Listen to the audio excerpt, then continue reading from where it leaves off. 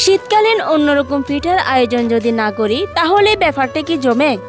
সাদা সাদা কালা কালা রং জমেছে সাদা কালা।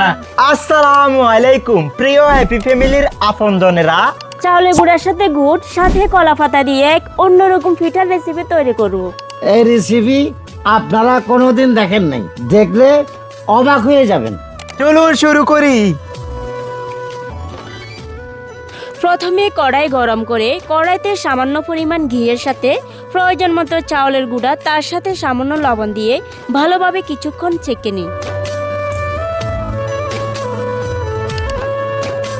তারপর আজকের পিঠার সবচেয়ে আকর্ষণ হলো খেজুরের গুড়, তাই পরিমাণ মতো গুড় দিয়ে চুলায় লো হিটে কড়াইতে গুড়গুলো নেড়ে নিন। সাথে নারকেল এবং শেষে সাদা তিলের মিশ্রণে পিঠার ভিতরে থাকা ফ্লেভারটি তৈরি করে নিন।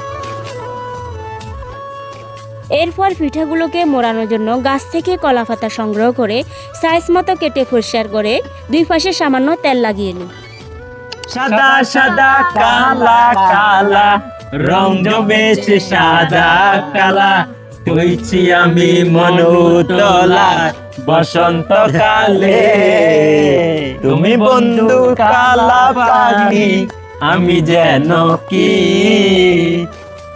এরপর চাউলের গুঁড়ার টোগুলোকে রুটি মেকার দিয়ে ছোট আকারে রুটি বানিয়ে নিন।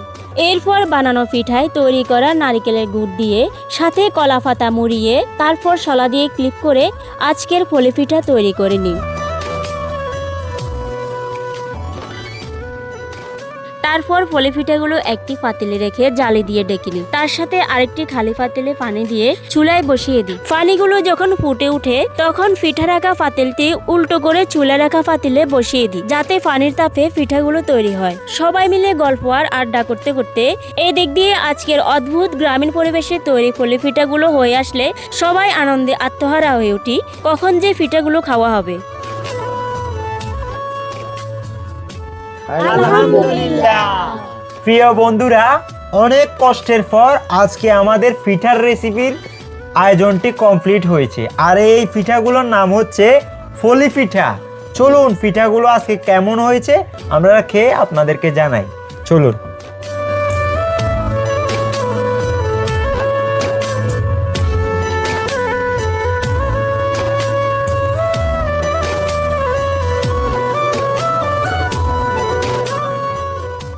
আলহামদুলিল্লাহ, শীতের রাতে গরম গরম পিঠা খাওয়ার মুহূর্তটা সত্যিই অসাধারণ ছিল।